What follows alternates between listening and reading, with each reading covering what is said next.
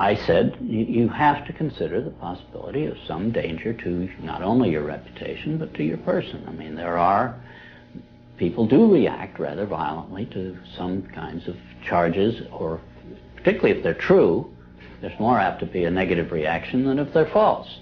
If they're false charges, then they can be reacted to in a normal way, by a libel suit or whatever. But if there's truth in it, there can be a danger in that situation. We've seen that happen in other cases.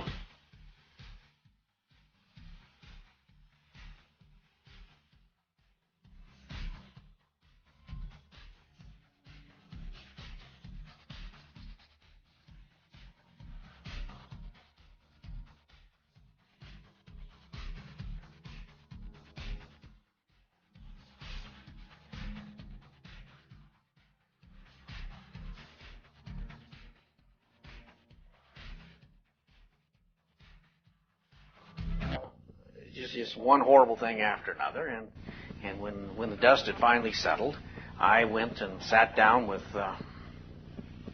my very, very good friend, mentor, advisor, guide, a man named Bill Colby, who you folk may remember. Bill Colby used to be the head of the Central Intelligence Agency, and he was the man I worked directly for in Vietnam. Officially, he was ambassador over there at the time, but in fact, he really was head of the CIA then, at least in Vietnam, for the Vietnam operations during the war. But anyway, I sat down with Bill, and make a long story short, Bill basically told me to get away from all this, that it was so much bigger and so much more deadly and dangerous, and where it led and what it involved than anything I ever imagined. And that if I stuck around trying to do something about it, I'd get myself and my family probably killed or worse. And I said, well, what can I do? I can't just walk away. He said, I'll tell you what. The only way, really, on these kind of things, because of where it goes and what it involves, the only way you can probably both protect yourself and try to do something about it may not be in the manner you want, but it's the manner it's going to have to be done eventually. You're going to have to get the national press involved in exposing these things. Get it so reported and so looked into that it can't be covered up, because the forces you're against are just too big and too powerful for you to do them in the time you want or the way you want. And if you keep it up, you're going to end up dead. So I went home, wrote the book, The Franklin Cover-Up, which pretty well details the story from A to Z.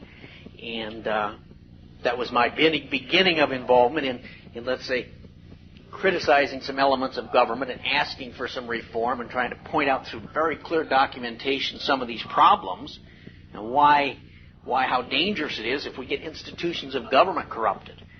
As a result of that book, and this has taken a long time to get to a simple answer to a simple question, as a result of that book, received some calls and some attention from some groups around the country that read the book. I did not spend a penny, by the way, advertising the book, but it sold over 50,000 copies. As a result of that book, I got contacted, for example, by some group called the Militia of Montana here a few years ago. And when I heard what was going on with them, I agreed to look into it. I thought, a bunch of nuts here that rabble-rousing, but... John? Yeah? Tara's on line 4. She's looking for her. You have to understand the character of a Bill Colby. Now, Bill Colby was raised as a Catholic, super strict. His entire life was rigidly following rules.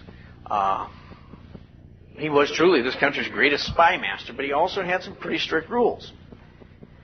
He saw the war he had conducted, the Cold War, as just as significant as World War II or World War I, maybe even more significant, because the things were beneath the surface most of the time as to what was occurring. It was a war conducted by the CIA and the intelligence community, and during that process, a lot of things developed and were allowed to develop necessarily, at least they thought they were necessary, that are kind of incompatible or don't work good with a free and open society. You know, covert operations and doing this. And Bill was smart enough to realize that itself was a very danger, creating this system where you had almost a secret government, which he acknowledged had effectively occurred. I think would be a fair statement. And therefore, I think he felt a certain duty to be one of those who, since he was so intimately involved in that creation, also the correcting of it and making sure there were, quote, constitutional safeguards and political safeguards and popular safeguards against the existence and creation and control by a secret system or set of governments there. And one of the things, the primary thing Bill was doing the last years of his life, in fact, I was with him literally 2 weeks before his alleged falling out of a canoe and dying. I was with him 2 weeks, and we had a very good chat. It was like, I think it was just after his 75th birthday, and he was in the best health. He had completed a physical and was in the best health ever. And I asked him, I said, Bill, what would you say would be the happiest 5 years of your life if you were going to pick a period in history? 5 years, maybe back during World War II when you were leading the secret attempts to get into Germany or head of the CIA or what? He said, I'll tell you what, John. He said, the last 5 years and the next 5 years. And I said, wait a minute, why? Because I'm really doing what I enjoy now, and even more than that, what I think can really make a difference in the world. Remember, this is the man that was over there with Yeltsin when they were having the collapse of the Russian Empire and the coup or push or putsch or whatever you call them.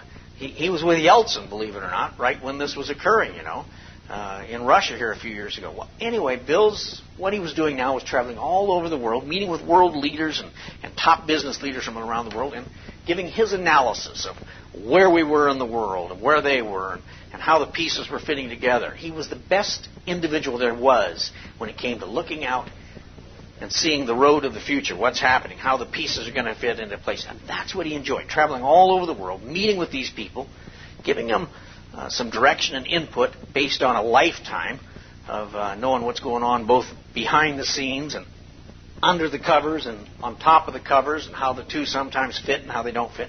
So he was in absolutely the best shape he'd ever been, the best mood he'd ever been, and that's what he was planning to do and had been doing.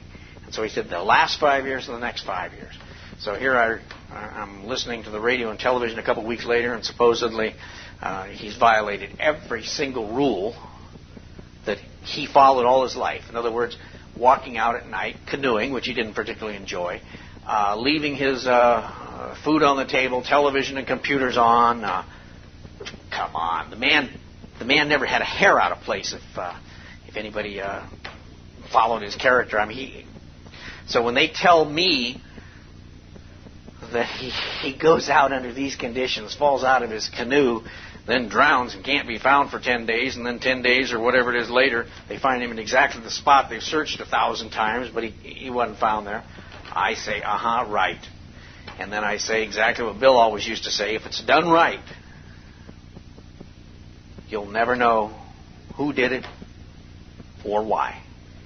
And in this case, I, in my own mind, absolutely do not believe the man went out, fell out of his canoe, and drowned. And I believe that for whatever reason, he was a thorn in somebody's side, and he had to be shut up, and that's what occurred.